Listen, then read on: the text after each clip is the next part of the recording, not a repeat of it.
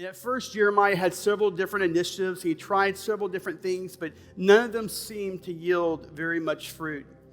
And then Jeremiah Lamphere, he prayed a very simple prayer, but a profound prayer. This prayer was based on Paul's conversion in Acts 9. And very simply, he said, Lord, what would you have me to do?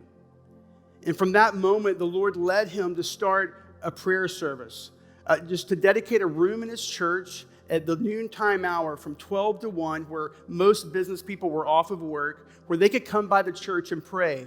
He said, even if you have 15 minutes just to drop by, bring your burdens and we'll pray for you. And so Jeremiah was excited about how God spoke to him and what he believed was really a message from God. And so like a good churchman would do, he printed flyers. He made a flyer with the date and the time and the location of the church. And he set a date, September 23rd, 1857, come to our church at noon to 1 to pray. And he passed out flyers for 3 weeks up and down Wall Street and the surrounding streets of New York. So the date came, Jeremiah comes into the church, he opens the doors of the church, of that room, and to his disappointment, no one was there. And as a faithful person would do, he began to pray, and he prayed by himself.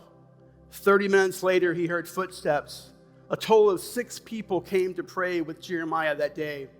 And so they wanted to be faithful, and they said, let's pray again next week. Next week, 20 people showed up to pray. The third week, 40 people showed up to pray. And at this point, the historians would say the floodgates literally broke open wide. And this coincided with the bank panic on Wall Street. And literally his church was flooded with people. They could not hold them all who came to pray, men and women and children. So they moved from a weekly prayer time to a daily prayer time. Other churches joined in. Other churches were at capacity. They had police stations that said, we have an extra room, come pray here. Fire stations dedicated rooms for prayer. Theaters of New York were converted to prayer halls. Other businesses dedicated rooms at noontime for people to go and pray. And this revival just took over New York in September of 1857.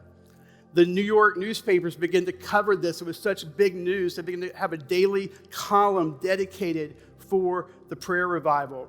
And then that news spread to so many other cities in the U.S. This revival went on for 2 years, from 1857 to 1858. Hey, thanks for watching. To find out more about Houston's First, you can subscribe to our channel or you can go to houstonsfirst.org.